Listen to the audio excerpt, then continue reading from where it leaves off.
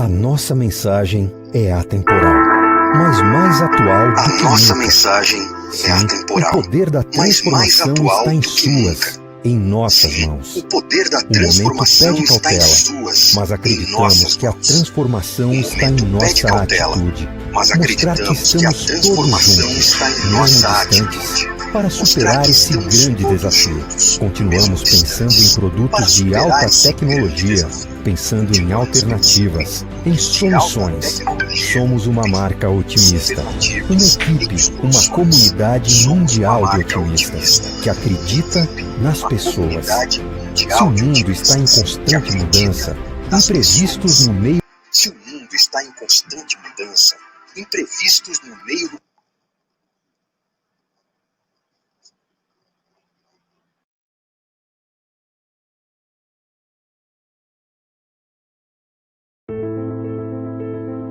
A nossa mensagem é atemporal, mas mais atual do que nunca.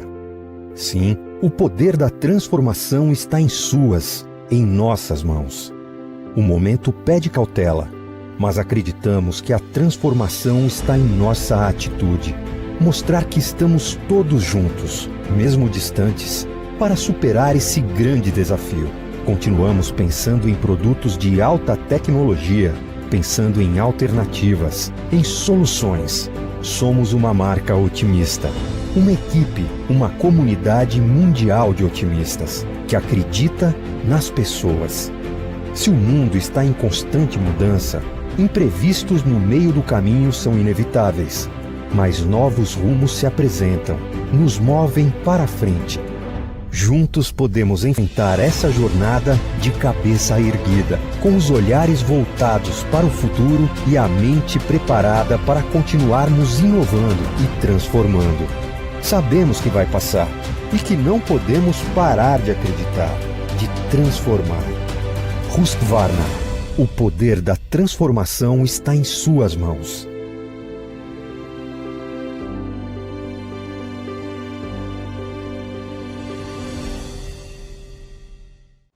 O que o futuro espera de nós? Inovação, coragem, paciência? Pioneira no Brasil em tecnologia e inteligência para governos, a Celepar aprendeu que o segredo para desvendar o amanhã é compreender as pessoas hoje. Foi pensando assim que a gente descobriu que o futuro da saúde é ficar mais humana. O futuro da educação é aproximar pais e filhos. O futuro do trabalho é tornar-se mais diverso e dinâmico. O futuro da cidadania é a inclusão. E o futuro da gestão pública é simplificar a vida do cidadão. Desde a solicitação de documentos online até o primeiro sistema de inteligência artificial feito para um governo estadual, trazer o futuro para o cotidiano das pessoas faz parte do nosso DNA. Talvez então o melhor seja perguntar: o que nós esperamos do futuro? Afinal, esperar não é ficar parado. É encontrar novas perguntas e novas possibilidades para tornar a vida das pessoas mais simples. Celepar, mais digital, mais ágil, mais simples.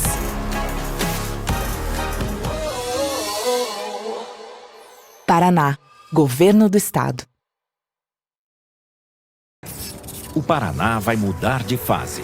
A Copel e o Governo do Estado apresentam o programa Paraná Trifásico, uma revolução na qualidade da energia no campo. 25 mil quilômetros de redes trifásicas, mais seguras e potentes. Investimentos de 2 bilhões e 100 milhões de reais. O maior programa do gênero no Brasil. Milhares de obras e uma nova safra de investimentos em nossa produção rural. Trazer a energia trifásica até a propriedade custará uma fração do que é hoje. E os motores trifásicos são mais eficientes. Com o Paraná Trifásico e outros programas, o Estado terá a energia mais confiável do Brasil para turbinar o desenvolvimento e a criação de empregos em todas as regiões do Paraná. Programa Paraná Trifásico. Copel, pura energia. Paraná, Governo do Estado. Em 59 anos de atuação, o BRDE está presente na vida das empresas do Sul.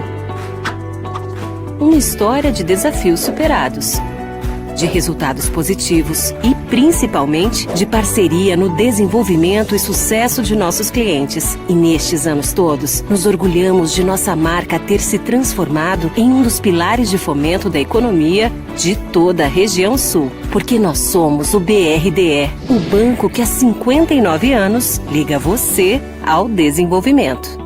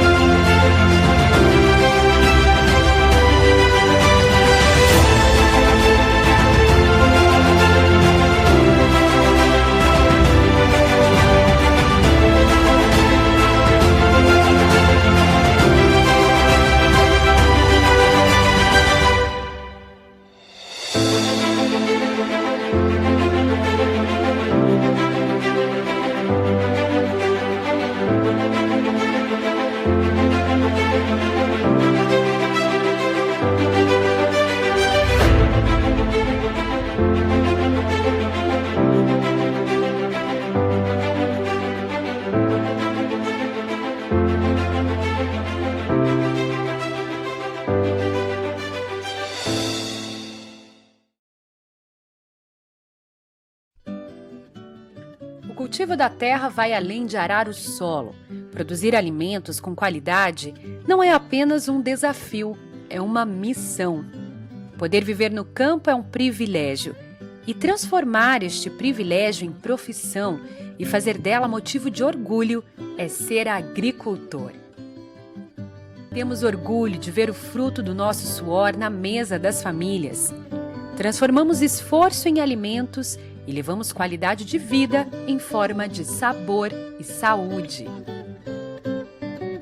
Há mais de 50 anos, acompanhamos essa trajetória, que se confunde com os grandes acontecimentos do século XX, defendendo o crescimento do povo da terra. O sindicato é organizado, então eles ensinam a gente a se organizar e a defender nossos direitos como trabalhadores rurais.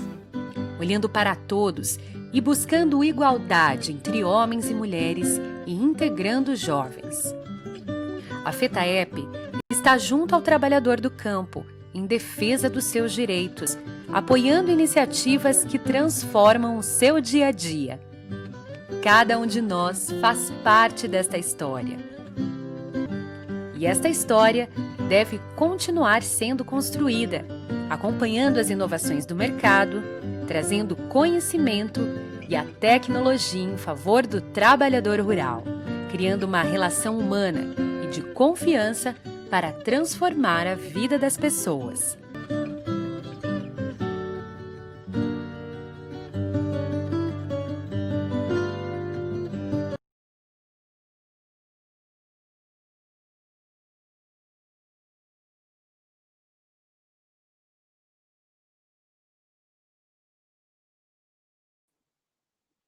Olá, pessoal, estamos ao vivo. Podem abrir as câmeras, por favor?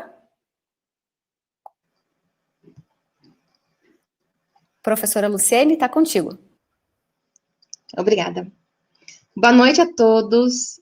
Sejam muito bem-vindos ao nosso Hackathon Pense Agro. Se você está entrando aí na live, deixa seu oi ali no nosso chat, diga de onde você é, de que colégio, de que cidade você é, tá? Meu nome é Luciene Soares, tá? Sou coordenadora do curso técnico em meio ambiente do CEP Newton Freire Maia. E hoje a gente vai receber alguns convidados para falar sobre o uso e reuso da água, né? Uma das categorias de desafio do Hackathon Pense Agro, que tem realização da FETAEP, em parceria com o Governo do Paraná, SEBRAE, patrocínio da COPEL, do Sanepar, Celepar, Husqvarna e BRDE. O Hackathon Pense Agro vai começar nessa sexta-feira, tá? E vai contar com estudantes de escola técnica e estudantes universitários para criarem soluções e levar mais tecnologia para as escolas agrícolas. Então, eles vão estar interagindo, vão estar trabalhando em conjunto, vão estar se conhecendo, trocando ideias, para a gente criar novos sistemas e novas maneiras de buscar soluções para os desafios que a gente está propondo, tá? Nossos convidados especiais hoje são a doutora Deise Dias Lopes, que é professora associada do Centro de Tecnologia e Urbanismo da Universidade Estadual de Londrina. Seja muito bem-vinda, professora. O engenheiro Pedro Luiz Prado, que é gerente de planejamento e desenvolvimento ambiental da Sanepar. Seja muito bem-vindo. E o engenheiro José Luiz Crocaro, diretor de saneamento básico e recursos hídricos da SEDEST. Então, eu vou começar hoje falando um pouquinho sobre vocês, sobre os desafios que vocês vão tentar superar, encontrar soluções na parte de uso e reuso da água. Então, vou começar com as apresentações de slide.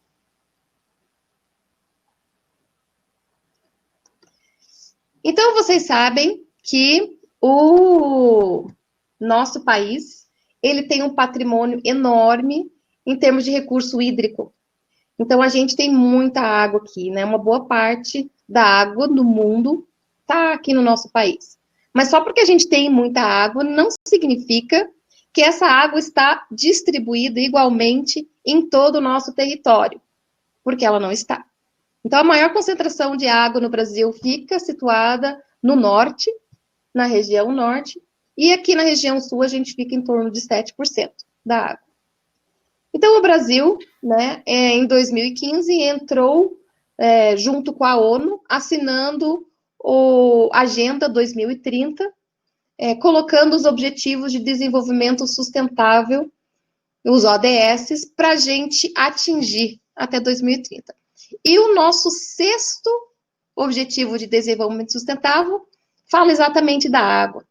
Então, ele fala que um dos objetivos nossos é assegurar a disponibilidade e gestão sustentável da água e saneamento para todos. Ok? Próximo. Então, o primeiro desafio que a gente tem é exatamente pensando em não desperdiçar água. Então, a gente nunca falou aqui na nossa região tanto em economia de água, né? A gente nunca passou por uma estiagem tão prolongada, tão severa. Então, eu vejo que as pessoas estão muito mobilizadas em torno de economia de água. E a gente tem mesmo que pensar nisso sempre, né? Não só porque a gente teve uma estiagem mais forte esse ano, mas por toda a vida a gente tem agora que imaginar como que eu posso evitar desperdício. Então, o desafio número 1 é criar um sistema de irrigação que evite perdas, que seja eficiente, que gere economia de água, para contribuir com o progresso da sustentabilidade na área rural. Então, um exemplo que a gente tem ali no CEP, né, são o modelo de irrigação que a gente tem. Então, a maior parte dos sistemas de irrigação no nosso país são por inundação. Então, aqui a gente tem um exemplo de uma estufa que a gente tem na escola, que é feita a irrigação por aspersores. Então, é uma estufa de mudas, né, produção de mudas, e esses aspersores, eles acabam jogando muita água no chão, né? A água não vai só para as embalagens, né, e para o substrato das plantas, ele acaba sendo muito jogado no chão. Então, como que a gente poderia fazer para esse sistema ser mais eficiente? Sistema de irrigação das hortas também, então muita gente usa aspersores, usa mangueiras. Como que a gente poderia criar um sistema de irrigação mais eficiente para esses espaços? Então, vocês vão pensar nisso. Nosso segundo desafio, tá? Implantar um sistema de reaproveitamento da água para irrigação em estufas e viveiros de mudas. Então, a gente vê como que é a estrutura dessas estufas. Então, quanta água, né, quando chove, que cai por cima da estufa e escorre e vai penetrar no solo, diretamente ali no solo, no entorno, às vezes até alagando algumas regiões do entorno da estufa. Então, como que a gente poderia reaproveitar essa água, né, ou aproveitar a água que foi utilizada para irrigação, né, e reutilizar essa água para molhar as plantas ali na estufa? Então, como que a gente pode desenvolver isso? Como que a gente pode pensar em captar, armazenar essa água e estar reutilizando ela na parte de irrigação, tá? Na parte das nossas estufas.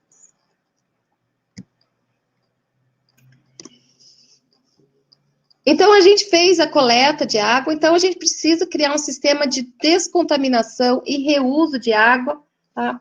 Que possa ser utilizado em propriedades e cooperativas, e em escolas também. Então, aqui a gente tem exemplos da água que cai na pia, na água que cai na cozinha, no banheiro, água da lavanderia, né, que é uma água até mais limpa, né, a segunda água que você lava a roupa, essa água geralmente é totalmente descartada, vai direto para a rede de esgoto. Então, como que a gente poderia armazenar essa água, né, ter um sistema que consiga tratar? Então, essas águas de reuso, elas não podem ser utilizadas para higienização nem para consumo humano, mas elas podem ser utilizadas na irrigação, elas podem ser utilizadas para lavar calçada, elas podem ser utilizadas em vários locais, né, para aproveitamento sem elas serem jogadas diretamente na rede de esgoto. Então, vamos pensar num sistema que crie uma facilidade para o agricultor conseguir desenvolver o reuso dessa água. Como que ele poderia fazer isso? O nosso quarto desafio: apresentar um programa de educação ambiental para sensibilizar a comunidade quanto à importância da preservação da água. Então, nesse momento que a gente está vivendo, a gente está vendo como que é importante a colaboração da sociedade na economia de água. Então, são campanhas e mais campanhas que Sanepar, governos, prefeituras estão fazendo para que a população economize água. Então, no colégio ali, a gente tem o convênio com a Sanepar, a gente realiza projetos, alguns projetos de educação ambiental, né? Então, como que a gente poderia tornar isso mais eficiente? Como que a gente poderia abordar a nossa comunidade ali no entorno e fazer com que eles tenham em casa a percepção que eu posso reaproveitar a máquina que eu lavei a roupa, a água da máquina de lavar roupa. Então, eu posso reaproveitar essa água. Eu posso captar a água da chuva em casa. Então, como que a gente pode fazer com que eles, que seja atrativo, né? Que eles tenham essa percepção. Lógico, muita gente está sentindo agora por causa do rodízio de água que estão fazendo. Então, aqui no bairro onde eu moro mesmo, a gente tem um grupo de WhatsApp no bairro e os moradores ficam se comunicando aí quando que vai faltar água, a água já voltou, né? Vamos economizar, vamos... muitos compraram as bombonas para armazenamento de água da máquina e água da chuva. Então, isso tudo é um pensamento que a gente precisa desenvolver, né? É uma sensibilização para realmente gerar essa consciência na população de economia e aproveitamento de água. O nosso quinto desafio, né, e último, é elaborar um programa eficiente para o monitoramento da qualidade da água em rios e córregos no entorno da propriedade. Então, muitas vezes, a gente quer utilizar a água que passa perto de casa, ou às vezes poços artesianos, que são construídos em algumas propriedades, e como que a gente sabe se aquela água está própria para o nosso consumo, está própria para a gente utilizar na alimentação, ou mesmo na higiene? Então, como que a gente poderia montar, talvez, kits ou um sistema prático para esses produtores conseguirem fazer essa verificação? E nas escolas também. Então, a Sanepar, eu sei que eles têm, né, alguns eco-kits, e isso poderia funcionar nas propriedades rurais, né? A gente poderia ter acesso a esses kits. Então, seriam análises rápidas, né, para detectar contaminantes, né, nessas águas, para saber se elas podem. Então, a gente tem alguns projetos na escola que a gente poderia desenvolver paralelo.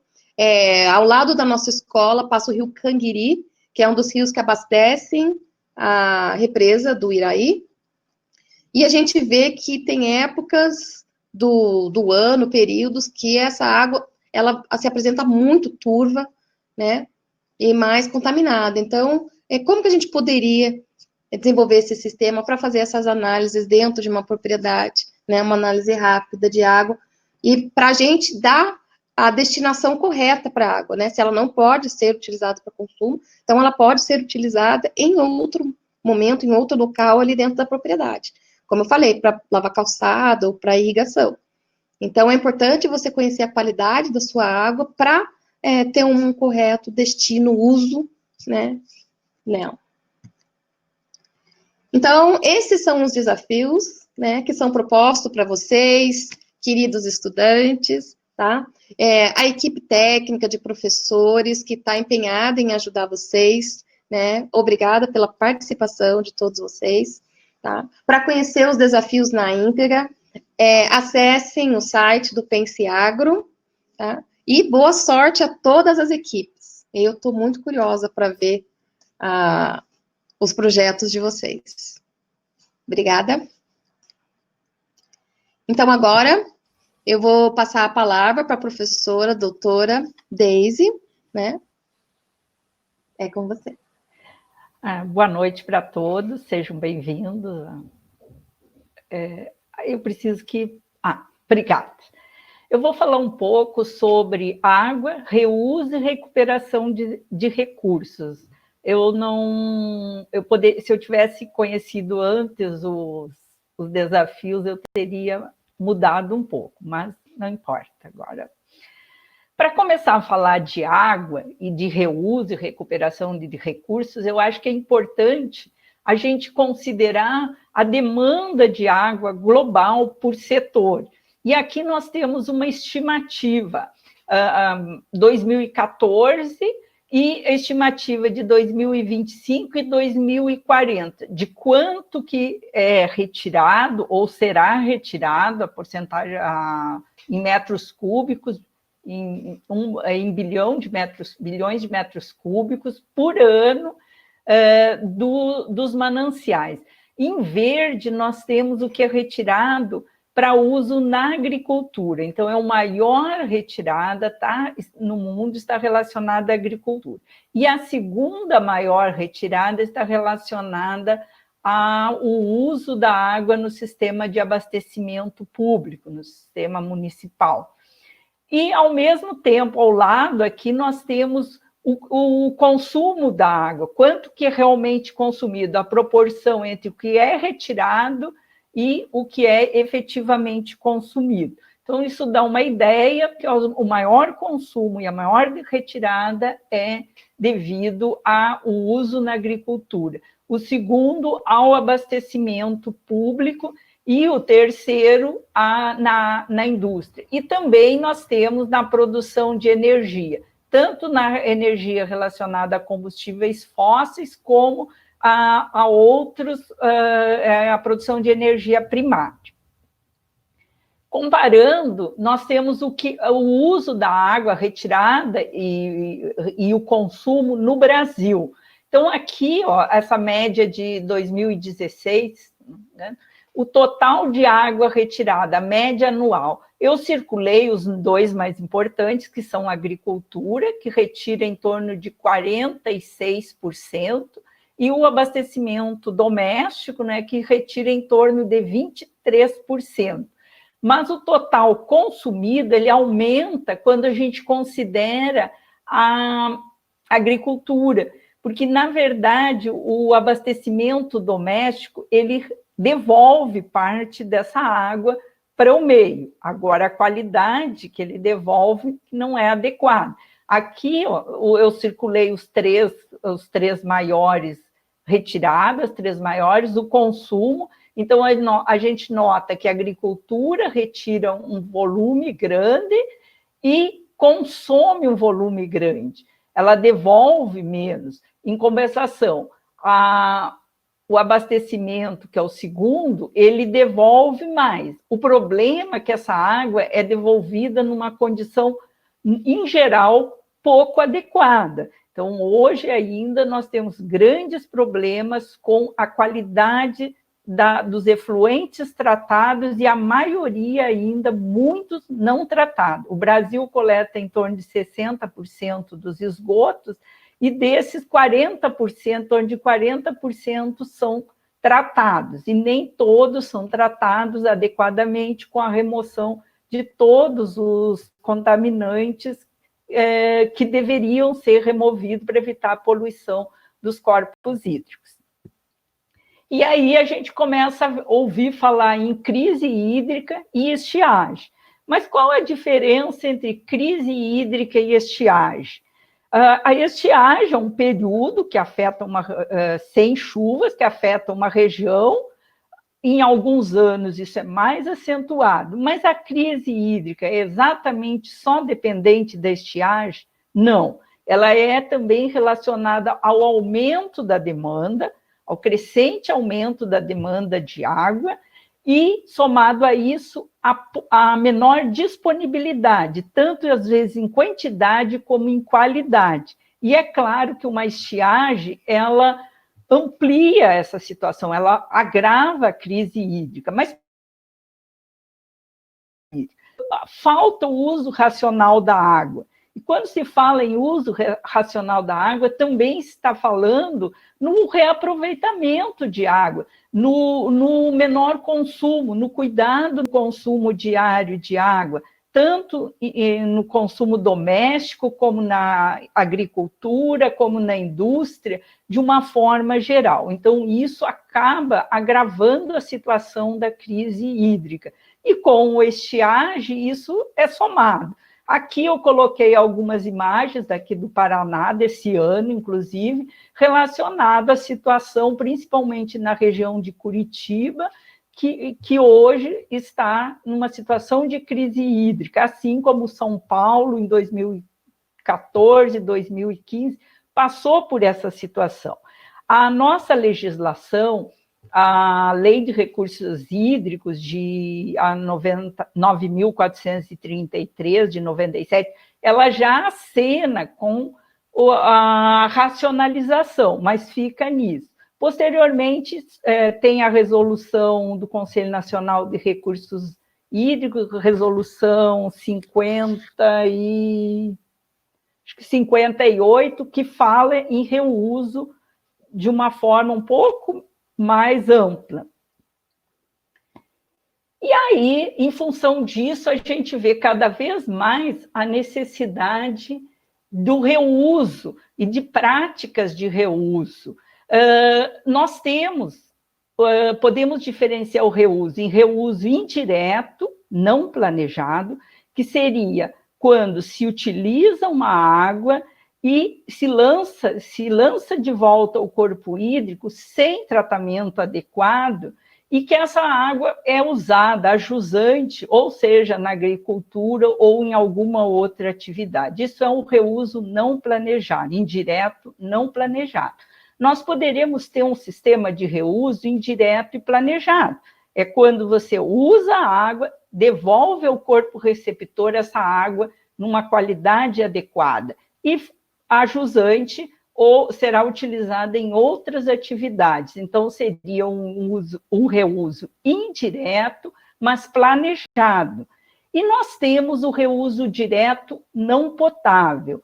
Então, esse reuso direto não potável, é comum a gente ouvir falar dele, principalmente hoje na indústria, que é o que se usa. São Paulo tem exemplos disso, Ceará também tem bons exemplos do reuso direto não potável na indústria.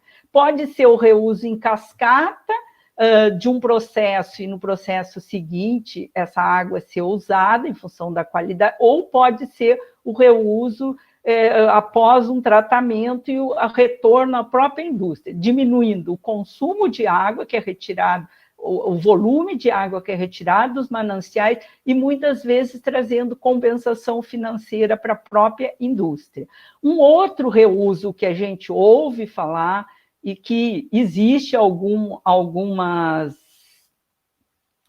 exemplos é o reuso urbano no sentido mais predial, mais dentro na estrutura predial. É comum hoje, é mais comum a gente ouvir falar no reuso de águas cinzas, que a professora, inclusive, citou um pouco antes.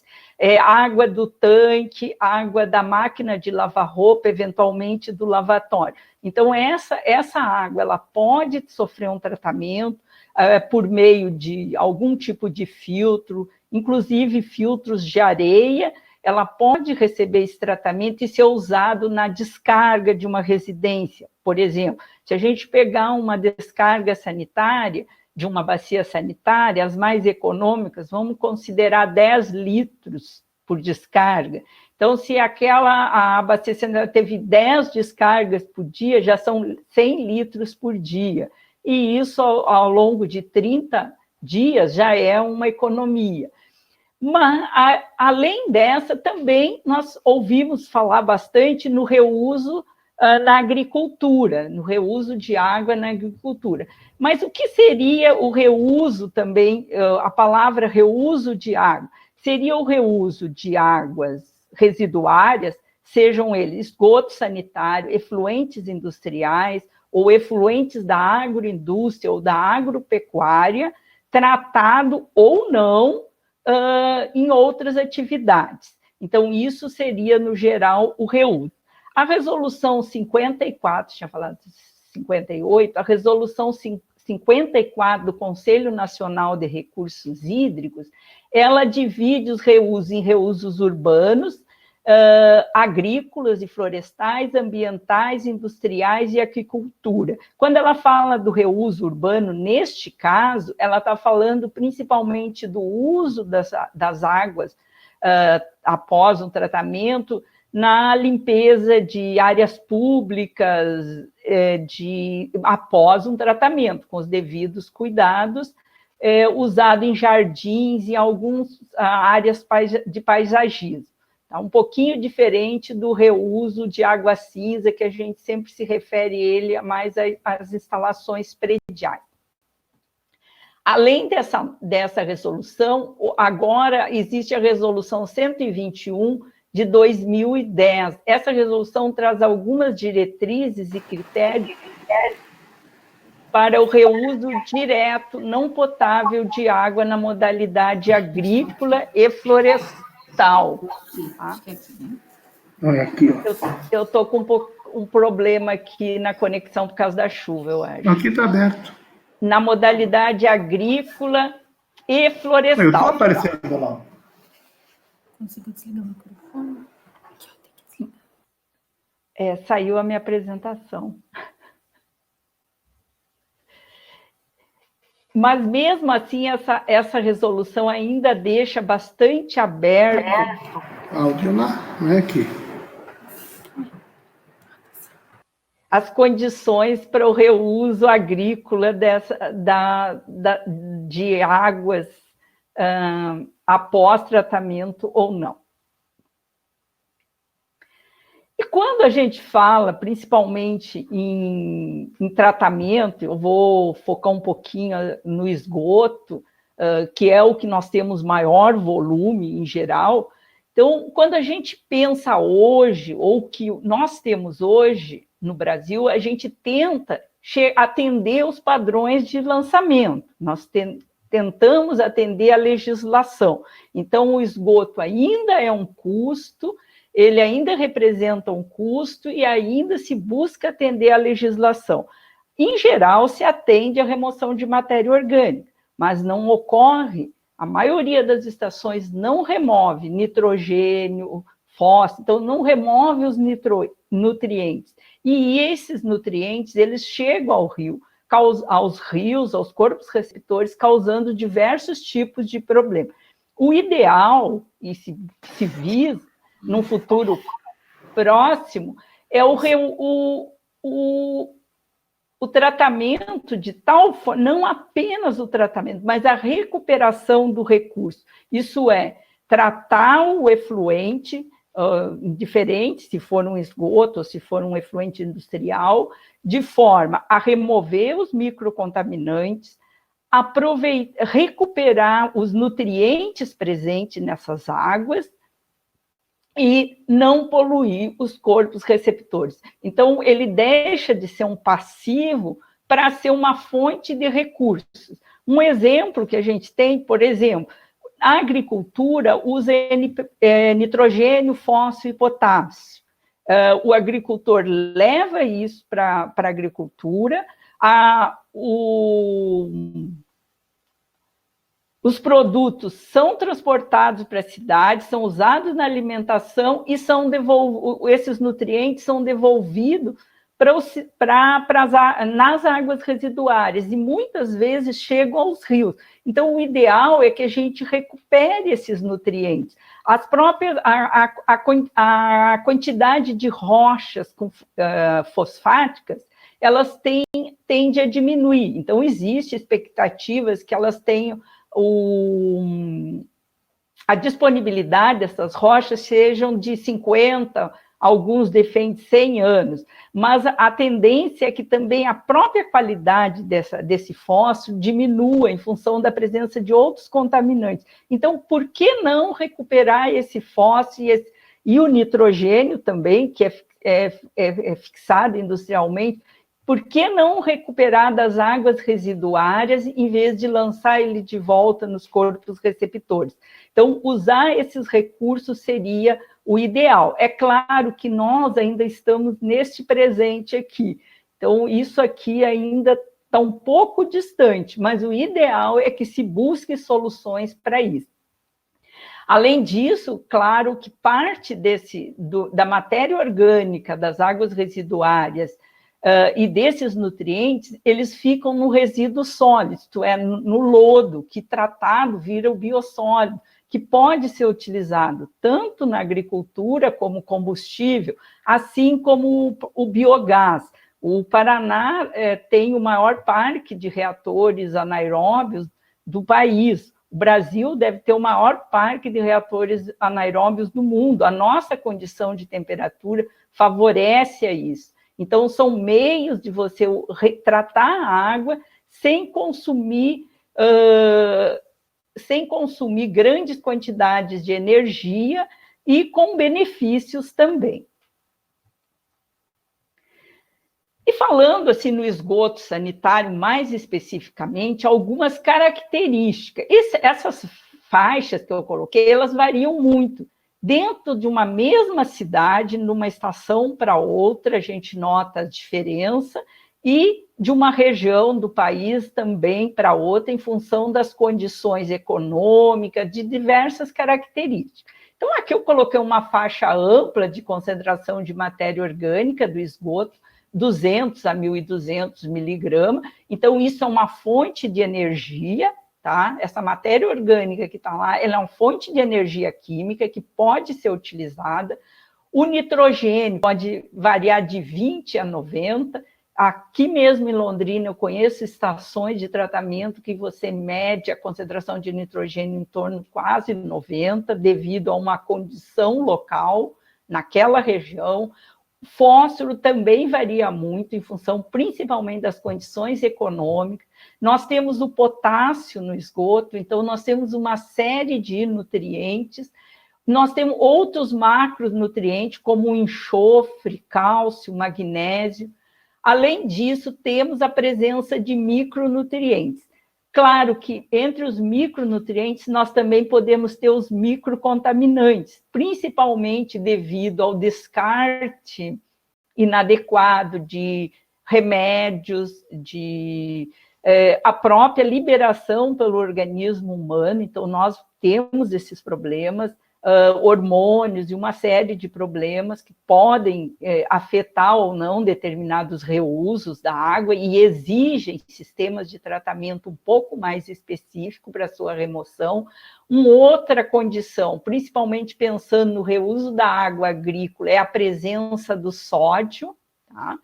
A presença dos patógenos é um problema que deve se considerar no reuso dos efluentes, principalmente, agora a professora Luciane falou dos aspersores, ele também pode ser um risco, trazer risco na hora de utilizar para águas de reuso, caso não tenha sido feita a devida desinfecção, porque pode ajudar a liberar na forma de aerosóis esses micro-organismos. Além disso, sempre existem outros contaminantes que vão depender principalmente das condições de recebimento dessas águas na estação de tratamento. Eventualmente, existem caminhões limpa-fossa que vão fazer o lançamento e outros entradas de água não permitida, mas que eventualmente estão ligadas inadequadamente na rede. Pode acontecer esse tipo, e mesmo por os próprios posto de visita. Mas isso seria o que nós temos no esgoto sanitário. Lembrando que o esgoto sanitário ele ainda tem uma baixa concentração de matéria orgânica, ele tem grande volume, mas baixa concentração de matéria orgânica. Mas quando nós falamos de efluentes, principalmente relacionados à agroindústria, por exemplo, frigoríficos, fecularias, laticínio, ração animal, são alguns. O frigorífico tem nitrogênio, tá? Que pode ser recuperado na forma de ou sulfato de amônia ou outra forma, pode ser recuperado com fósforo na forma de estruvita. É claro que esses métodos para recuperar esses efluentes, o controle desses processos, exigem, muitas vezes,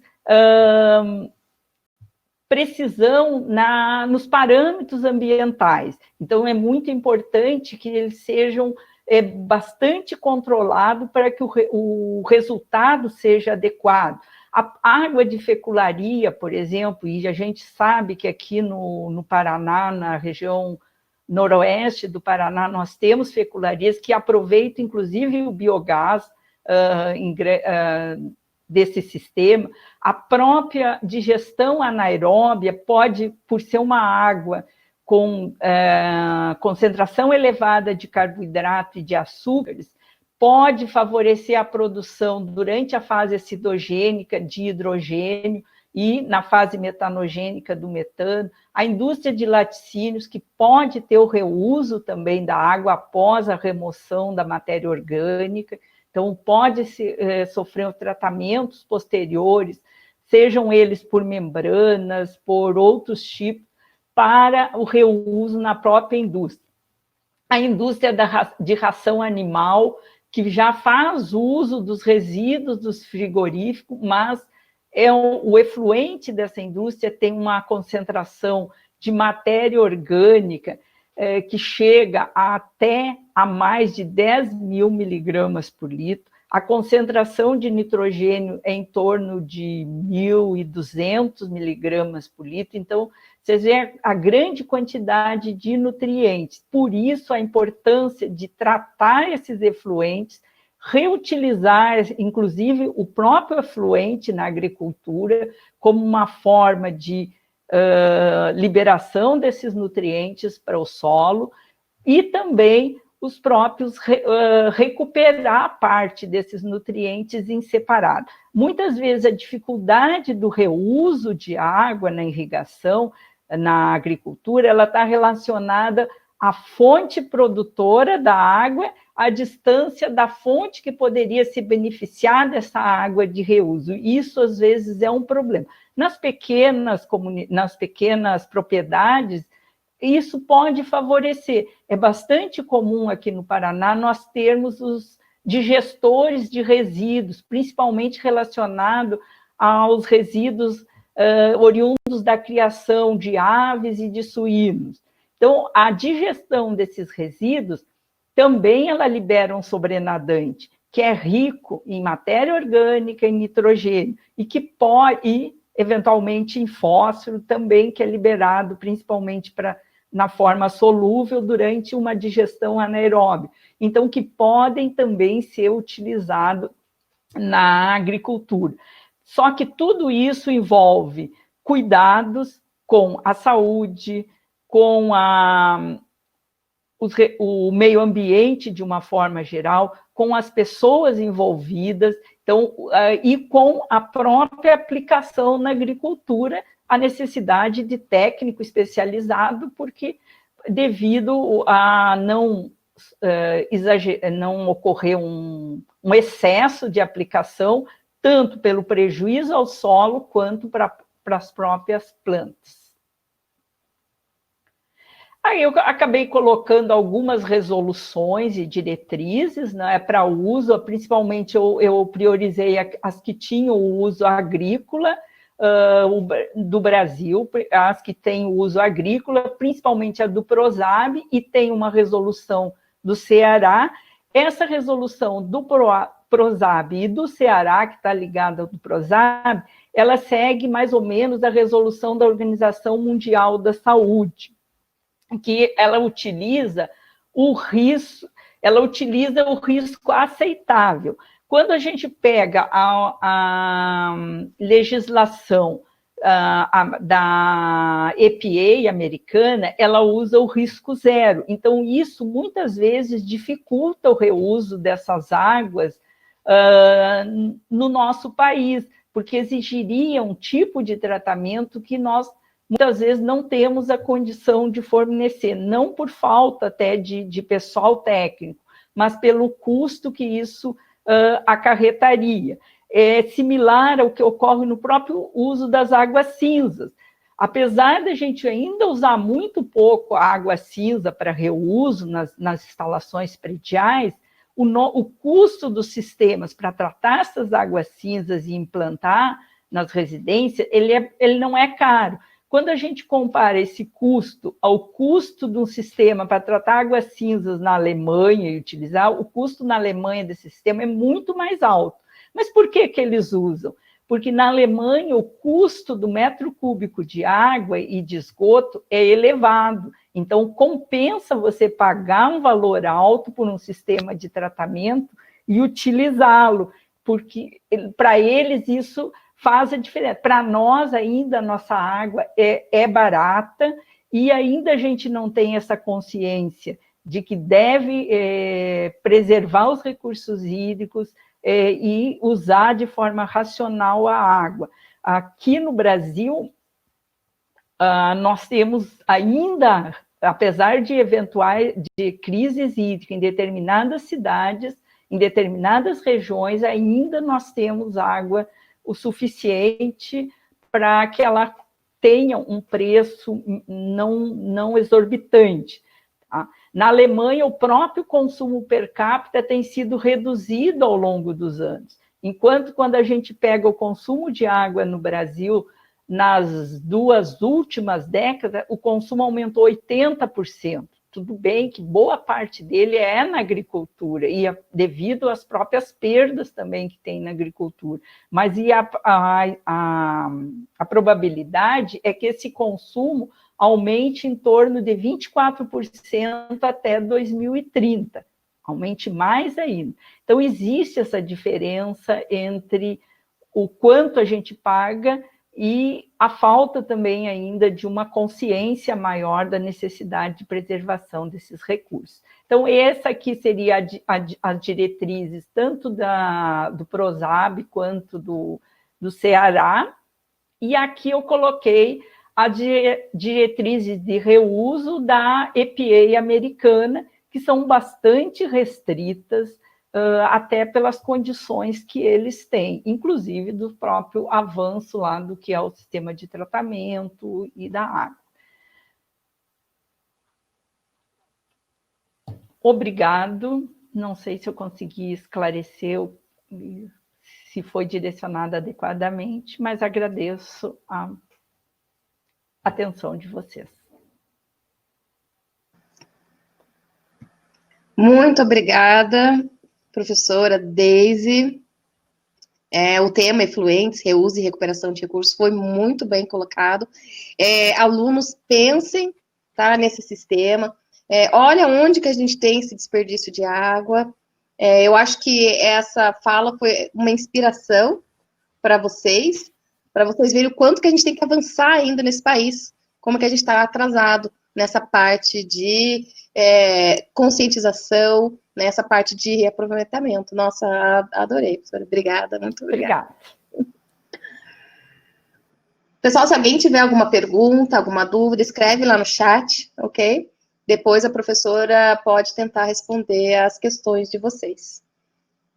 O nosso próximo convidado é engenheiro Pedro Luiz Prado Franco, tá? Com o tema Potencialidades do reuso de efluentes de estações de tratamento de esgoto. Então, seja muito bem-vindo. Boa noite a todos e a todas. Sejam bem-vindos. Então, eu vou explanar, vou procurar ser fiel ao tempo, né? Rapidamente, jogar algumas provocações aqui para vocês, para poder subsidiar o trabalho de vocês, dentro dessa linha de reuso de ETs, de estações de tratamento de esgotos. Esse primeiro slide aqui, só para ilustrar um aspecto histórico, que se faz há muito tempo reuso de água de uma forma não planejada, como a professora Deise falou, né? Já há 2000 anos existem registros bem confiáveis de fértil irrigação de solos com esgotos humanos na China e na Índia. Já no século XIX, né, 1880, mesmo nos Estados Unidos, as chamadas fazendas de esgoto, onde se aproveitavam os esgotos, as águas residuárias, para fértil irrigação. Eu coloquei vários barcos aqui, mas eu destaquei o contexto do reuso para irrigação. Né? Então, já no México, na cidade do México, no Vale do Mesquital, que eu vou até colocar para frente, até hoje se faz esse mesmo reuso, desde 1890, hoje se faz de forma planejada.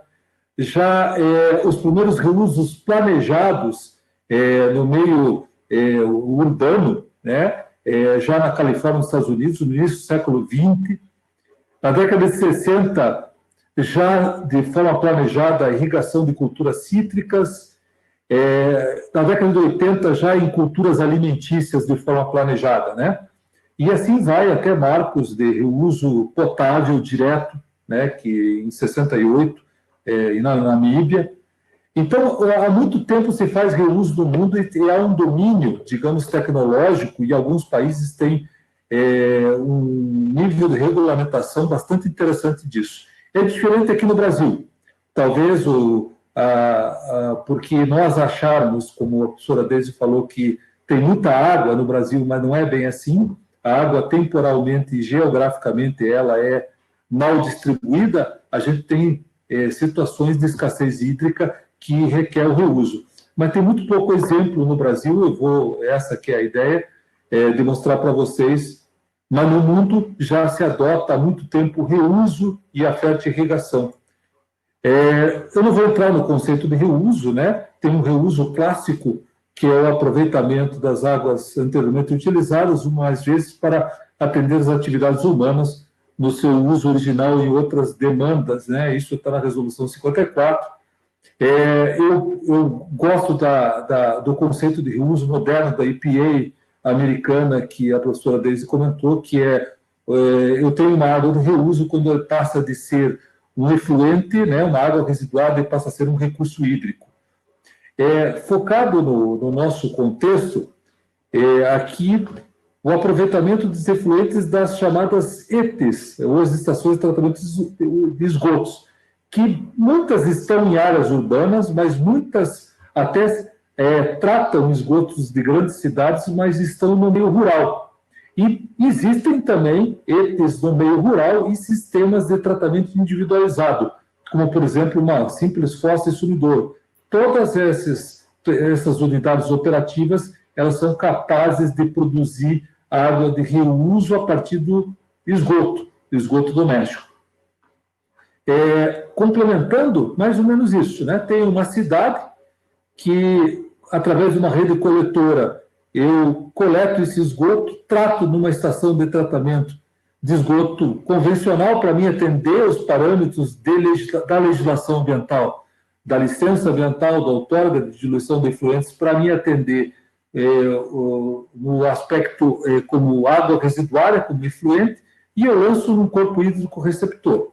A proposta do reuso é que esta vazão dessa ET aqui, ou parte dela, ou totalmente, eu, num pós-tratamento mais avançado, eu possa ter níveis padrões de qualidade que eu posso caracterizar como água de reuso e possa utilizar reutilizar para diversos usos, como, por exemplo, irrigação agrícola, uso urbano tão potável, até o reuso potável direto e indireto. A gente vai comentar rapidamente as várias categorias hoje adotadas no mundo, né?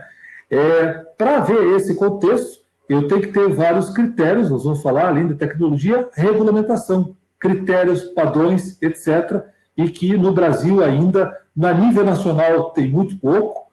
As resoluções 54 e 121, elas abordam mais aspectos de fomento gerais, e alguns estados, como a professora falou, Ceará, São Paulo, Minas Gerais, Bahia, aqui no Paraná nós estamos iniciando um trabalho, o Sprocaro deve falar isso, tem já alguma regulamentação para algum tipo de reuso.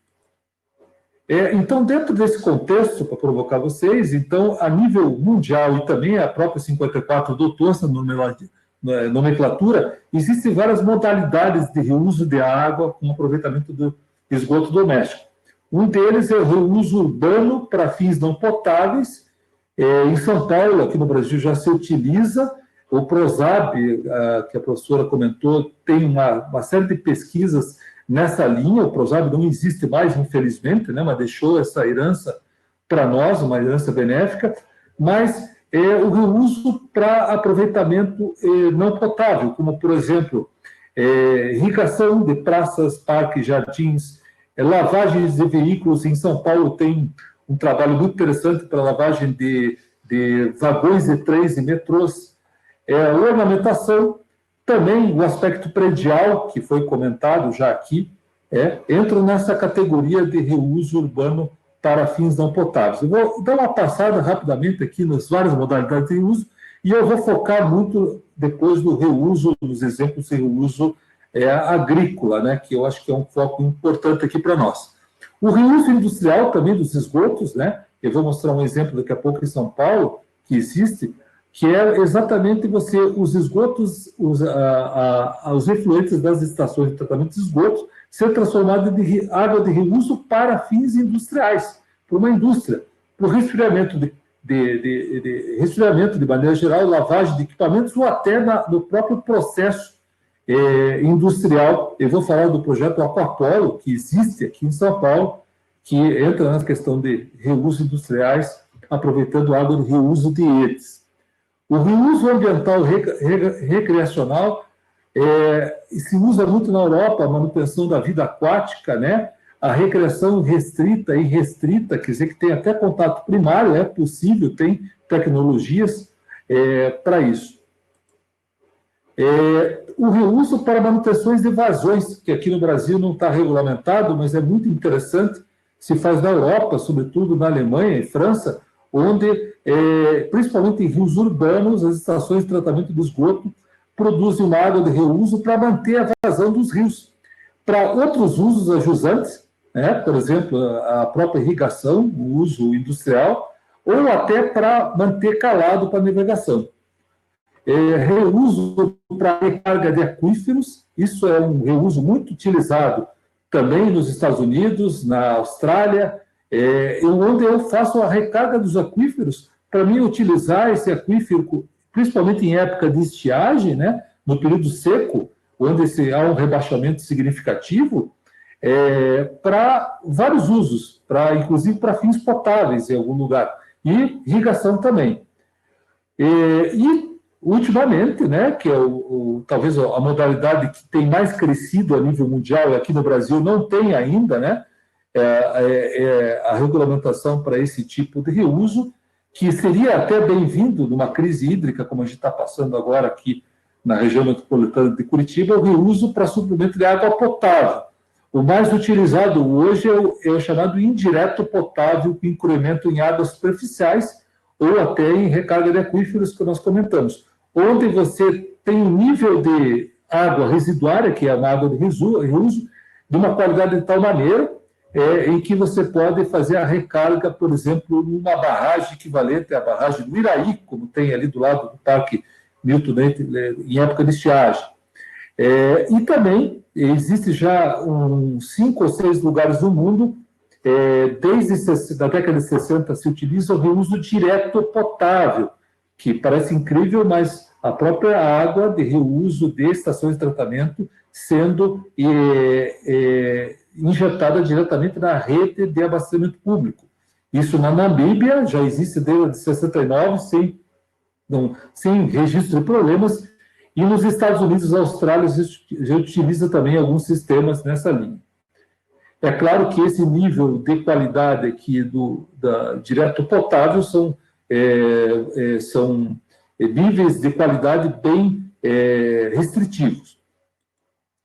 E, é claro, o nosso reuso agrícola, talvez o mais antigo de estações, né, que se utiliza no mundo todo, e aqui no Brasil tem algumas regulamentações e muito pouco uso ainda, né, em escala, em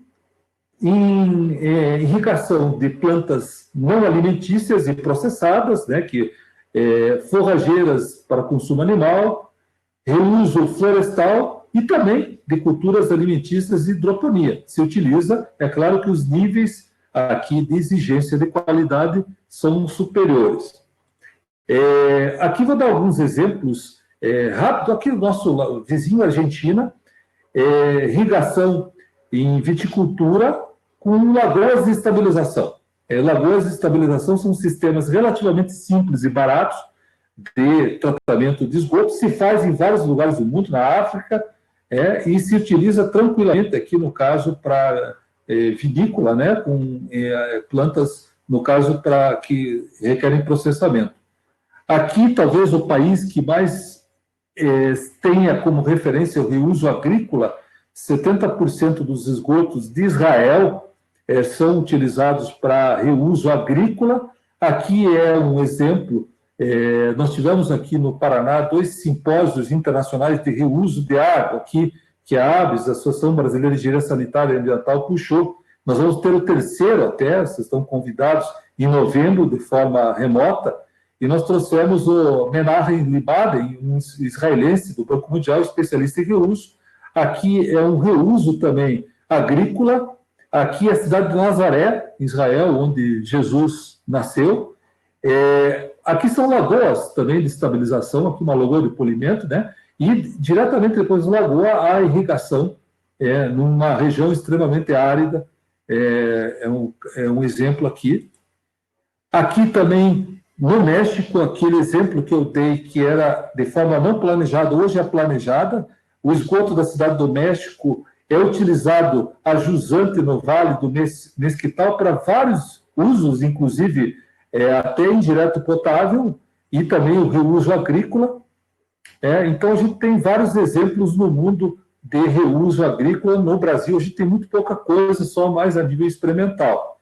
Aqui, só para ilustrar o reuso urbano, aqui nos Estados Unidos, eu não me lembro que estado que foi aqui essa foto, de um palestrante desse simpósio que veio em 2012 aqui para o Brasil, o James Cook, ele que é um dos relatores da EPA, dos guias da EPA, né, O reuso urbano, né, eles têm até um padrão de rosa, né? Esse hidrante aqui, por exemplo, para incêndio, é de água de reuso, né?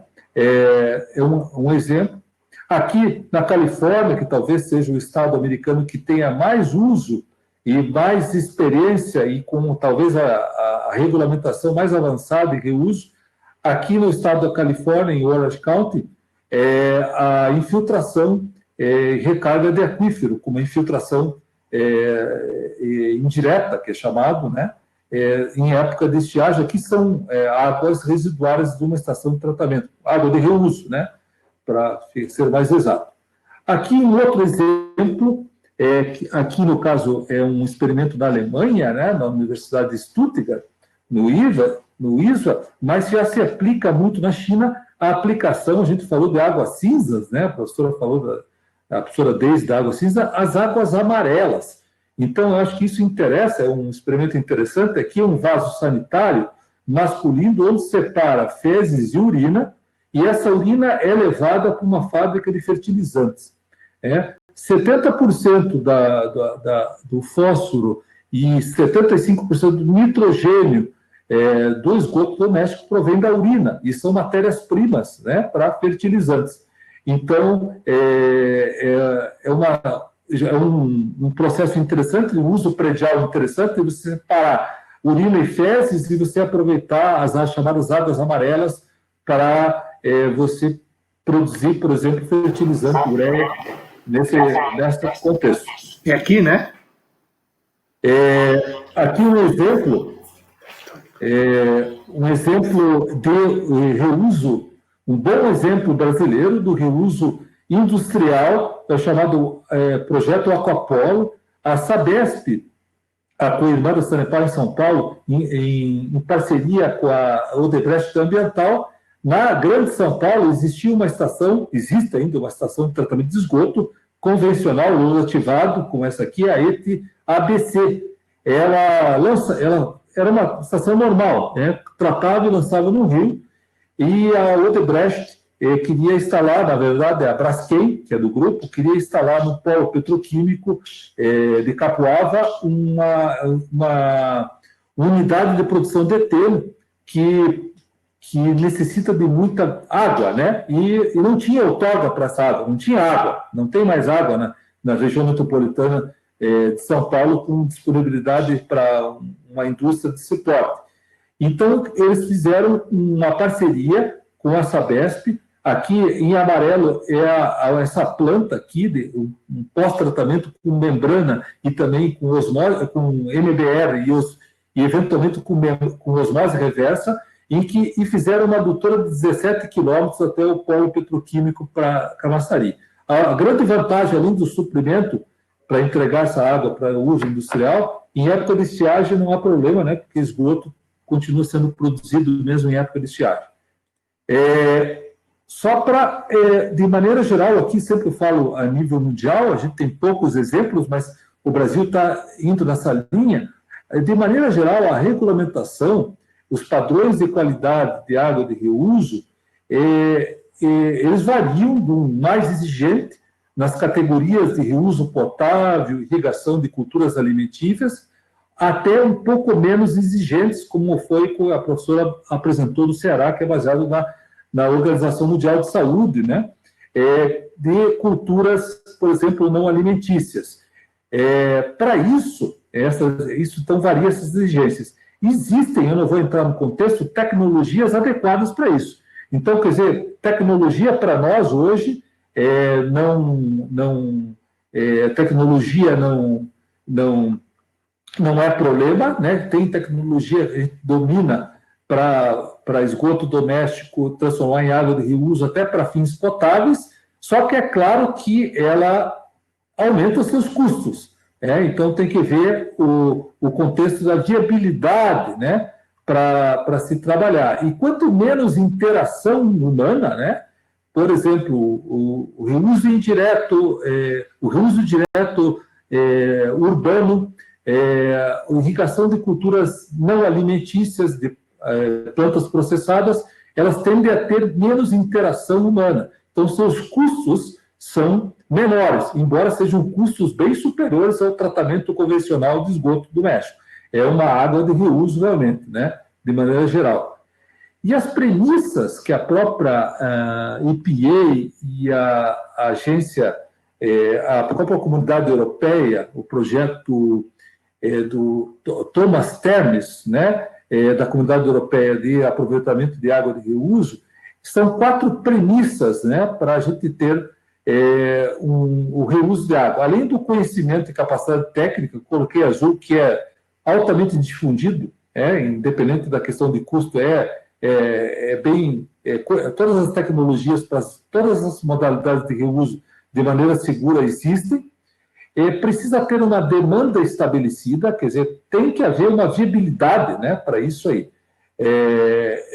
Para você chegar no nível de tratamento desse com um custo mais elevado, ter uma demanda clara, como foi o projeto Aquapolo, como tem um projeto de irrigação que precisa de água, né, numa região basicamente que tem escassez hídrica, e coloquei em vermelho, tem que ter uma base legal e institucional, que aqui no Brasil ainda é incipiente.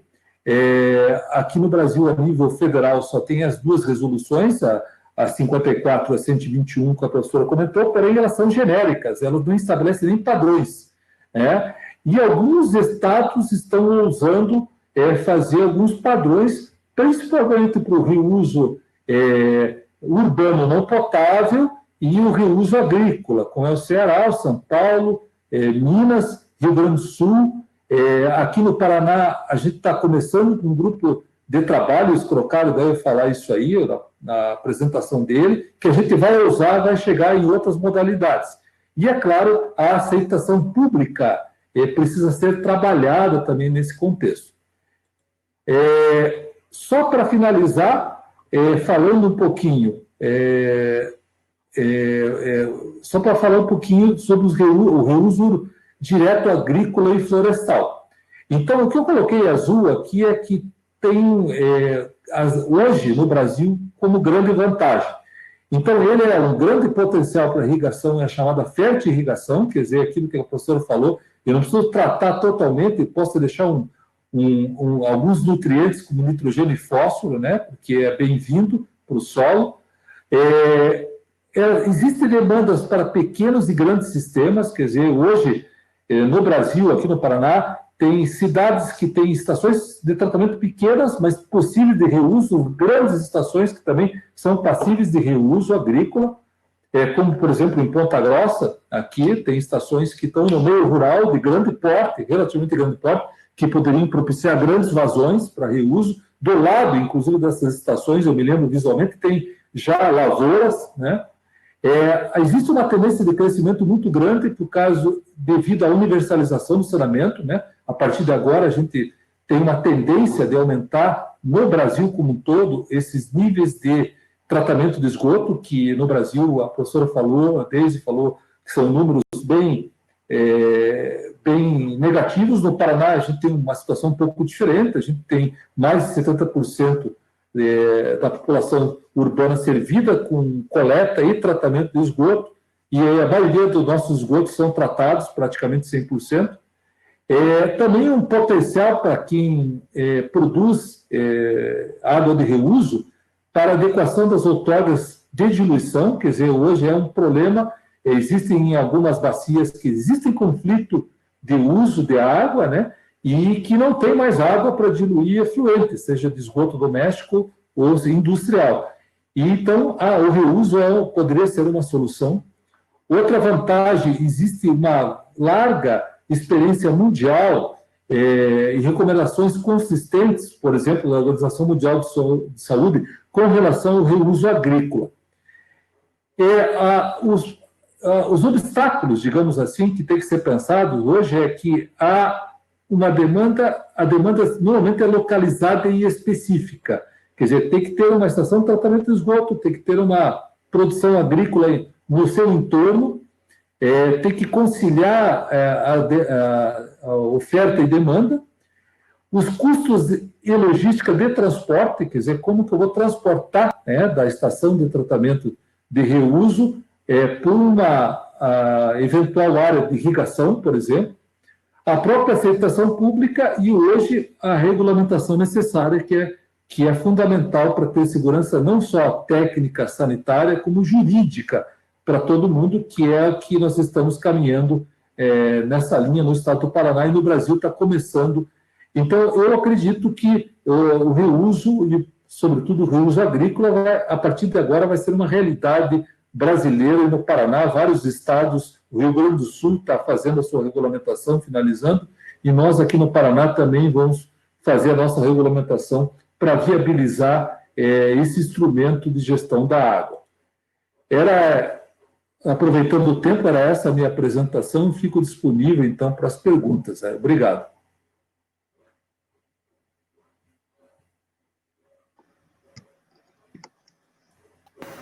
Muito obrigada,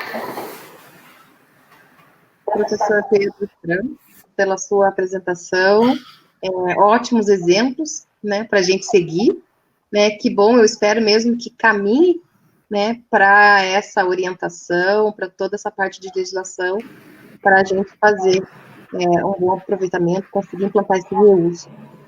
Ok? Então, agora, nosso último convidado é o senhor José, engenheiro José Luiz Crocaro, com o tema reuso da água e seus benefícios. Seja bem-vindo, professor. Obrigado. Tudo de bom para vocês, uma boa noite. E após uma maratona, né, porque no meu laptop não consegui entrar para fazer a apresentação, tive que vir aqui para o Águas, ainda bem que tem umas assistentes que estão aqui me ajudando para a gente poder fazer essa apresentação para vocês. Eu vou iniciar no reuso da água um históricozinho para lembrar do que nós temos de água no mundo, no Brasil, e água aqui conosco no Paraná. Se nós levarmos em consideração que água no mundo, 97% está em água salgada e apenas 3% em água doce. Gente, se nós olharmos ainda, dentro desse 3%, são os mínimos 3% que nós temos de água doce. Nós temos na atmosfera, 0,1 décimo dessa água está na atmosfera, que são as nossas nuvens que chovem. 0,3 vezes, 4 vezes mais, nós temos nos rios, 4 décimos dessa. Por incrível que pareça, 8 vezes mais estão nos lagos e nos pântanos. E olha, pessoal, onde é que está uma boa parte da água que nós temos aqui mais próximo de nós? Água subterrânea, 22,40%. Se nós olharmos na água, 70% da água da Terra, e 70% da Terra é água, 97% das águas estão nos oceanos, apenas 3%, como já falamos, estão aqui. 11% de toda a água doce do mundo está no Brasil. Então, nós temos ainda uma boa disponibilidade de água. E se analisarmos ainda por região, o norte é privilegiado com 68%, o centro-oeste com 16%, o sul 7%, sudeste 6% e nordeste 3%. Então, nós também temos ainda um certo privilégio no sul, por nós termos uma região que não é tão grande, e temos aí uns 7% de disponibilidade hídrica. Aqui eu cito para vocês, que a gente vai deixar essa apresentação, as legislações que regem os recursos hídricos no estado, a gestão de recursos hídricos no estado do Paraná, no Brasil, e aqui no estado do Paraná. Então, tem um histórico. Claro que aqui a gente iniciou em 99, mas, na grande verdade, o DAE era um órgão que iniciou as quantidades de água e de energia elétrica, era um departamento de água e energia elétrica. Depois, em 73, foi fundada a RH, Administração de Recursos Hídricos, e aí que veio, em seguida, que veio a Surema, e depois a Surema, o IAP e as nossas instituições que estão hoje. Se nós olharmos para as nossas bacias, nós temos 16 bacias hidrográficas no estado do Paraná. Olhem essa imagem, e nós vamos ver que nós estamos privilegiados com recursos hídricos. Aquilo que a professora falou e o professor Pedro falaram, nós somos um estado que temos uma rede hidrológica muito vasta em todas as bacias. Então, nós temos aí uma disponibilidade muito boa. Além disso, uma distribuição das chuvas muito bem feitas. Então, se nós levarmos em consideração isso, nós vamos ver que, por mais que nós sejamos um estado agrícola, nós temos, se nós olharmos nesses quadros, em primeira demanda que nós temos é o abastecimento público, com 42%. Nós temos em segunda a indústria, com 34%. E só depois, em terceiro, que nós viemos a agricultura, com 20%, 21%, bem dizer. E a pecuária, com 13%. Então, se a gente analisar que a nossa distribuição pluviométrica é muito boa, por sermos um estado agrícola e de pecuária hoje, de criação de suínos e aves de grande proporção, nós temos um consumo significativamente pequeno, perto do que os outros estados têm e que no Brasil. Se compararmos o Brasil com o Paraná, o abastecimento público urbano no Brasil é 24,4%, do total, o Paraná é 38%. O abastecimento rural é 1,7%, o nosso no Paraná é 3%. Isso aqui é uma gestão muito bem feita para as pequenas comunidades que a nossa instituição faz, perfurando poços para abastecimento das pequenas comunidades. A nível nacional é 9,6%, no Paraná é 28%. A irrigação no Brasil é quase 50%, 49,8%. No Paraná é 12%. Uso animal, 8,3% no Brasil. Aqui sim nós temos uma produção muito grande na parte da criação de suínos e aves, que aí nós temos 17%, o nosso aqui é bem maior. Nas termoelétricas é 4,1%, no Paraná é 2%, na mineração 1,7% no Brasil, no Paraná é próximo de zero, é muito baixo nosso consumo de energia em mineração, porque nós não temos minérios aqui, muito poucos minérios no estado do Paraná. Então, se verificarmos isso aí, a gente vê que a grande ainda absorção, a demanda pela água do abastecimento público. Esse gráfico aqui, infelizmente, esse slide ficou faltando as cores aqui, que a gente mostra a água que é o de demanda, água consumida e água que retorna. E o que a gente queria mostrar aqui? Que existe um grande retorno das águas que retornam do uso do abastecimento urbano. Então, as ETEs hoje, como o próprio Pedro falou, 60% da população hoje nós temos com sistema de tratamento, em média no estado do Paraná, cidades que têm com 83%, 87% do sistema de tratamento, nós temos um lançamento de efluente significativo. Então, se nós conseguirmos fazer um reuso dessas águas, nós teremos um ganho fantástico.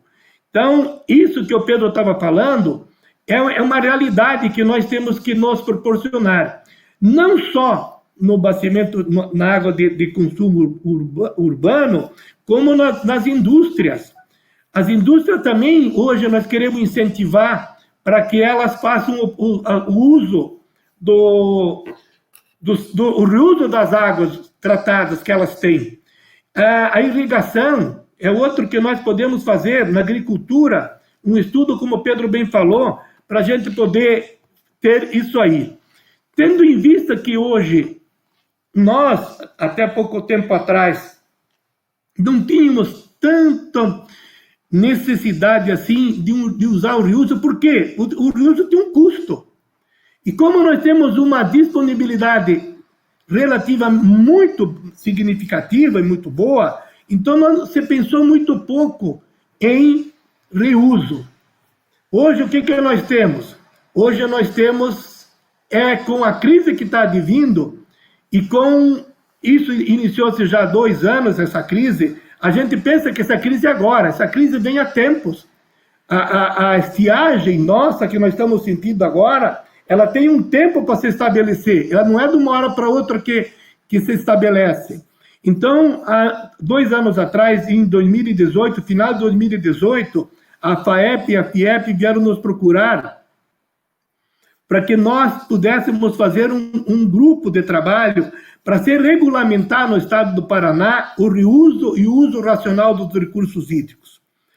Como em 2019 nós tivemos a unificação da nossa instituição, Águas Paraná, com o IAP e com o ITCG, nós ficamos um pouco parados em 2019. Mas em 2020, o nosso presidente, o Everton de Souza, colocou essa portaria, assinou essa portaria, onde nós estamos iniciamos a semana passada a primeira reunião, formando um grupo interinstitucional com a finalidade de propor a regulamentação de critérios para uso racional e de reuso das águas no estado do Paraná. Esse grupo é formado por Institutos Água e Terra, IATE, Companhia de Saneamento da Sanepar, onde o Pedro é o representante que está conosco. Eu sou o coordenador desse grupo. A Federação das Indústrias do Estado do Paraná, a FIEP, a Federação da Agricultura do Paraná, a FAEP, o Fórum Paranaense de Comitê de Bacias Hidrográficas, a Universidade Estadual de Maringá, a Universidade Federal do Paraná e as entidades de classes ABS e APAN. Com esse grupo, nós estamos fizemos a primeira reunião e dividimos. Foi uma reunião muito produtiva, com a participação efetiva de todos os participantes, onde ficou definido que nós vamos dividir por grupos, e cada um que tem a sua afinidade com os grupos vai trabalhar nesses grupos, que serão coordenados pelas instituições, pelos representantes das instituições, e ali nós vamos discutir desde do reuso do efluente urbano, do efluente industrial, do efluente agrícola, do efluente em todos os sentidos, principalmente os urbanos. E o que nós queremos mostrar aqui para os senhores? Que esse trabalho vai fazer a legislação para que a gente possa dar tranquilidade para quem vai licenciar o reuso e para quem vai utilizar esse reuso. Então, para cada setor, para cada grupo, eles vão fazer uma análise bem mais significativa e discutir. Por exemplo, nós queremos incentivar que as indústrias também façam o reuso do seu efluente. Hoje tem indústrias, como a própria professora falou, que tem técnicas, e o professor e o Pedro também falou, nós temos tecnologias avançadas que nós podemos utilizar ter um reuso de água muito significativo, muito bom. Hoje nós não podemos, tem indústrias aí que tem, principalmente as indústrias alimentícias, que elas não podem ter água de reuso de maneira nenhuma. Se nós legalizarmos isso e fazermos parâmetros que eles possam ser utilizados, para eles, às vezes, vale a pena ter um custo de tratamento um pouco maior do que buscar água, que hoje está escassa. Nós, nessa crise que nós estamos vendo, que nós estamos passando, como o Pedro falou, aqui na região do Alto Iguaçu, na região metropolitana, principalmente na região metropolitana de Curitiba, mas mesmo assim o estado do Paraná está passando por essa crise hídrica.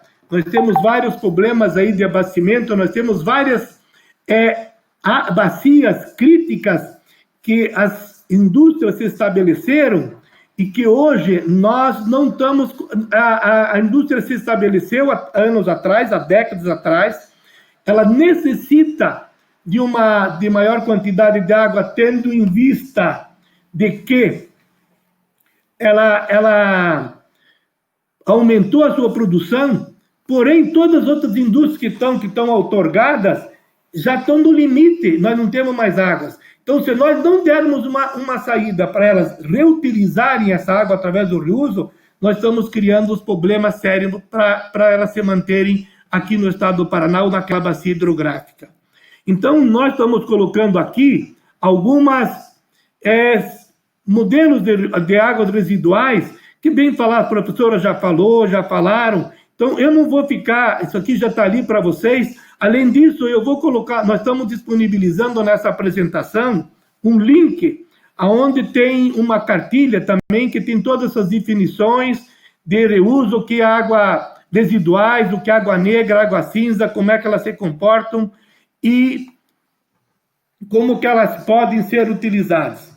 Agora eu gostaria aqui que, já que falaram e que vocês são alunos de aluno técnico agrícolas e que vocês vão muito trabalhar no campo, eu gostaria de fazer uma apresentação aqui de um ciclo hidrológico.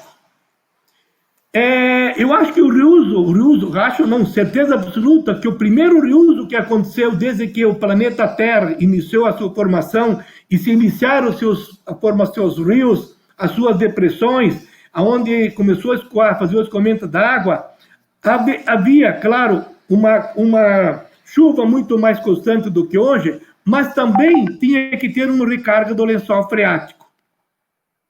Por que eu digo isso? Se nós levarmos em consideração que, quando não chove, os rios têm que ter uma vazão, os rios perenes, eles mantêm uma vazão. Para manter essa vazão, nós temos que ter uma recarga do lençol freático. Para ter essa recarga do lençol freático, nós temos que ter infiltração do solo.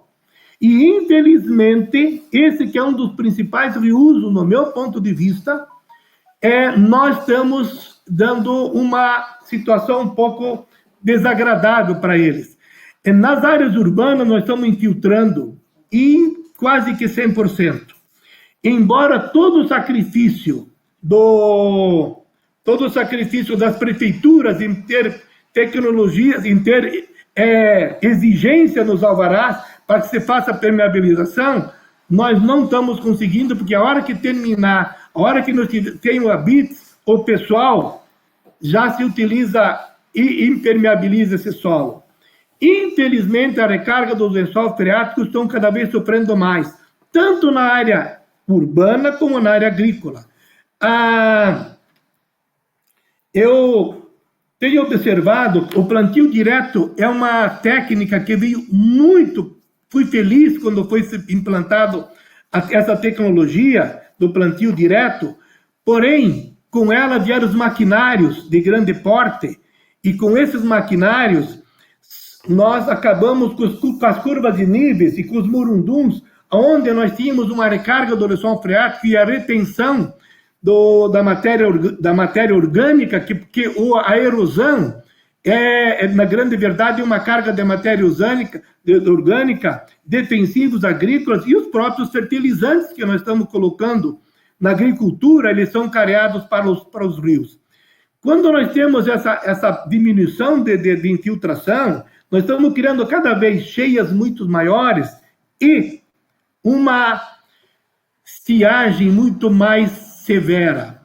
Em cada dessas impermeabilizações, nós fazemos o quê? Aumentamos as nossas cheias. Nós vemos cheias que são hoje assim que não tínhamos previsto antes. E estiagem que também nós não tínhamos visto. Tudo bem, a estiagem superficial, ou mesmo de rios, elas sempre existiram de uma maneira mais significativa. Mas com a impermeabilização e a diminuição da carga do lençol freático, nós estamos vendo que tem poços que nós perfuramos anos atrás e que estamos cada vez tendo que perfurar com uma profundidade maior, porque nós não estamos recarregando o seu lençol freático. Se nós verificarmos como era tranquilo quando a gente tinha essas recargas nas áreas, na nossa agricultura, das nossas curvas de níveis, e parece-me que isso nós desaprendemos. Nós perdemos essa nossa cultura que nós tínhamos atrás e estamos hoje plantando sem a bendita curva de nível e a solo abaixo, morro abaixo. Dentro dos reusos, meu tempo está se esgotando. Eu sei, o pessoal todo falou, mas principalmente no uso industrial.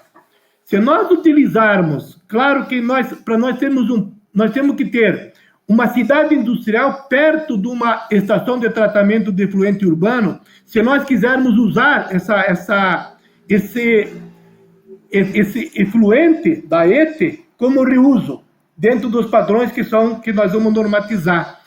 Mas nós queremos também, onde você tem pequenas indústrias que são um pouco mais distantes, que elas utilizem do seu efluente com tratamento mais sofisticado, minimizando a retirada da água da natureza. Então, com isso, nós queremos dar uma garantia de que, mais tarde, nós não tenhamos que faltar com água nos nossos rios e termos uma tranquilidade. Reuso de fins dos urbanos, o Pedro falou, parece até que todos os itens que estão aqui são os itens que o Pedro falou e que a professora detalhou mais tecnicamente. Então, o uso da agricultura também é um uso que é muito importante que nós temos que ver. Na agricultura, nossa vida, se nós fizermos hoje a irrigação por botejamento, por irrigação responsável, nós vemos que nós temos muitos problemas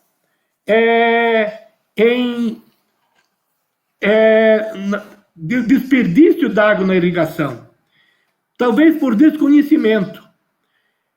Então, isso eu acho que a gente tem que levar a sério e começar a pensar que a água é um bem finito e que ele tem um custo também, e que nós temos que dar a condição a todos os usuários de se beneficiarem disso. Nessa cartilha que a gente vai estudar para vocês, tem uso racional da água, tem várias formas de vocês verificarem de como vocês podem economizar água. Então, eu trouxe isso aqui, essa cartilha, para junto com as professoras, junto com os alunos, poderem fazer trabalho nas escolas, nas suas residências, na comunidade, de se ter um uso mais racional e mais consciente da água. Aqui tem todos os links que vocês podem encontrar, inclusive das nossas Constituição, dos nossos planos, do nosso enquadramento, do nosso comitê de bacia e a cartilha do uso racional de água. Eu queria dizer aos senhores que a Sanepar, nessa crise, está fazendo um trabalho fantástico. Não estou aqui para elogiar eles, mas é verdade. Eles estão com um trabalho muito eficiente. E nós, o Estado do Paraná, com o governador Atinho Júnior, com o secretário Márcio Nunes, a gente está fazendo um trabalho também de levar à população um conhecimento do que nós podemos fazer de regulamentar, junto com todas as instituições, o reuso. Agora, de nada adianta, como o próprio Pedro falou, nos 4 itens, que são premissas para nós poder ter a sensibilidade do reuso. A principal premissa é a sensibilidade da população. Se nós não tivermos uma sensibilidade da população para aceitar o reuso, nós vamos ter problema no futuro aí com a nossa quantidade de disponibilidade de água. Pessoal, isso que eu queria colocar para vocês. Eu não sei se foi muito enfático em algumas coisas, mas o meu foi não foi tão técnico como o do Pedro e da professora, mas eu acredito que a gente quis repassar que se nós não tomarmos consciência do reuso, daqui uns dias nós, como uma ferramenta de benefício para a comunidade, nós teremos problema no futuro. Obrigado.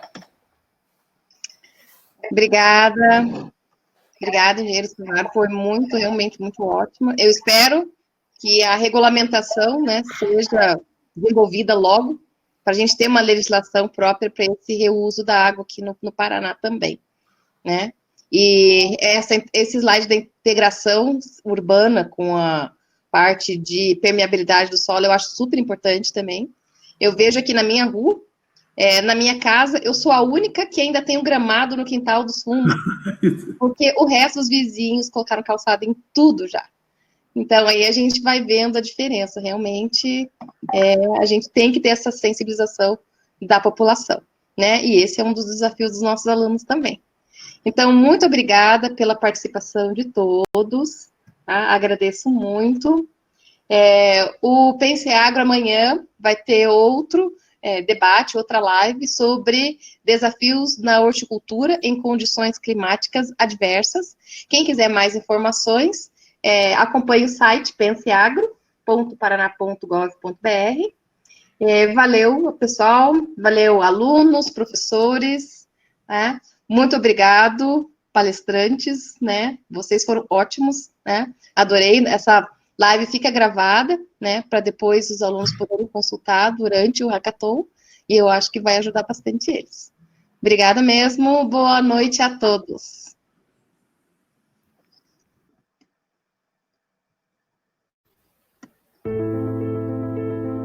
A nossa mensagem é atemporal, mas mais atual do que nunca. Sim, o poder da transformação está em em nossas mãos. O momento pede cautela, mas acreditamos que a transformação está em nossa atitude.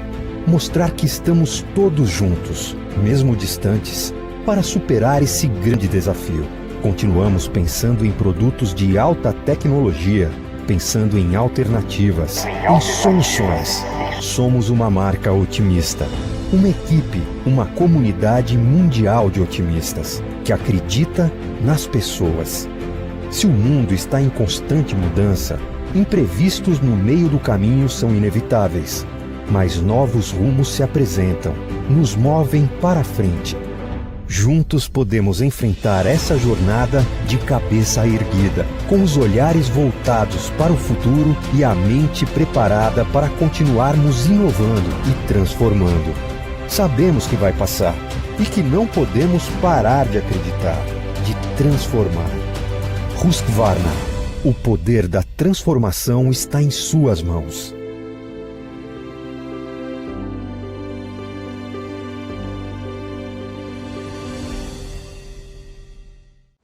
O que o futuro espera de nós? Inovação, coragem, paciência? Pioneira no Brasil em tecnologia e inteligência para governos, a Celepar aprendeu que o segredo para desvendar o amanhã é compreender as pessoas hoje. Foi pensando assim que a gente descobriu que o futuro da saúde é ficar mais humana. O futuro da educação é aproximar pais e filhos.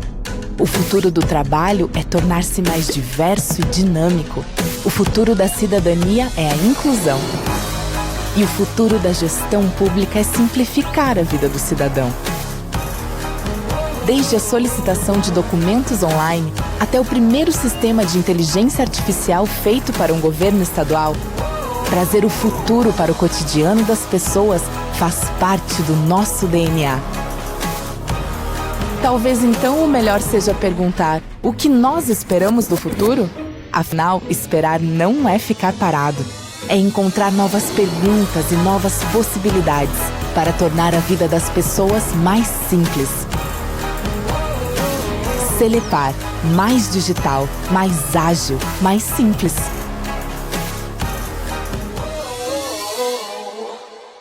Paraná, Governo do Estado.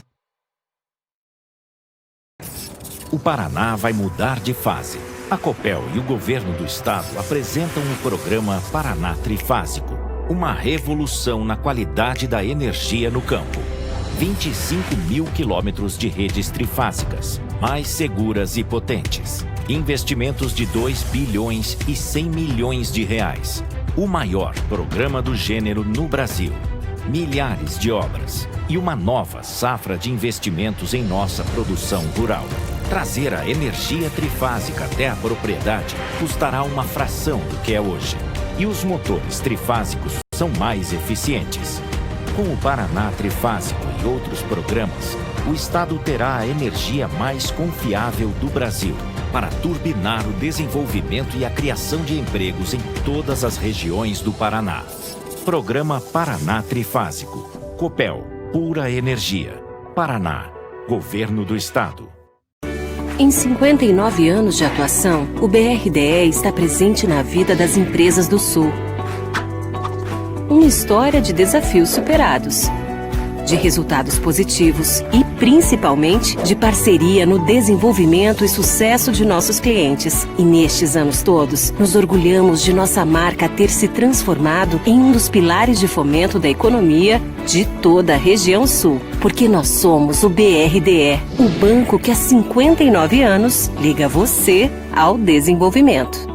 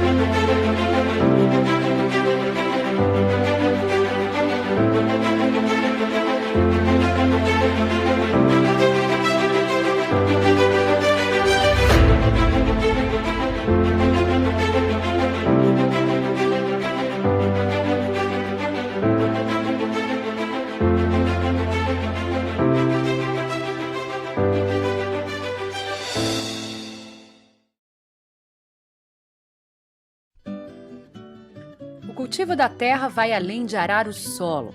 Produzir alimentos com qualidade não é apenas um desafio, é uma missão.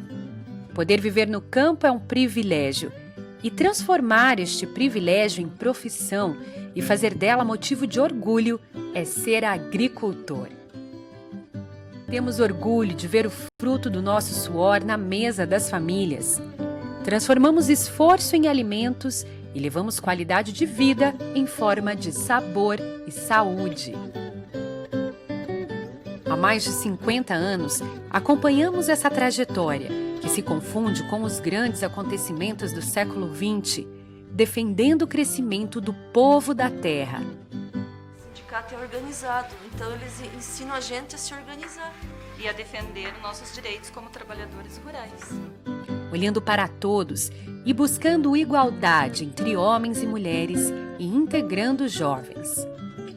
A FETAEP está junto ao trabalhador do campo, em defesa dos seus direitos, apoiando iniciativas que transformam o seu dia a dia. Cada um de nós faz parte desta história. E esta história deve continuar sendo construída, acompanhando as inovações do mercado, trazendo conhecimento e a tecnologia em favor do trabalhador rural, criando uma relação humana e de confiança para transformar a vida das pessoas.